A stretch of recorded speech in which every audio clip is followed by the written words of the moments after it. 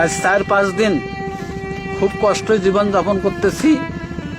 আকাশের পানি, তারপরে বন্যার পানি, বাড়িতে এক গালা পানি, আমার রান্না বান্না চলে না, লোকে নিয়ে আসছি, লোকে কোনো রকম জীবন যাপন করতেছি।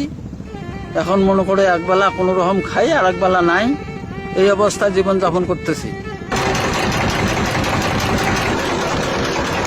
ভয়াবহ অবস্থা আমাদের দাঁড়াইছে। 3 বেলা খাবার তো দূরের কথা, আমরা এক বেলা খাইতে পারি না।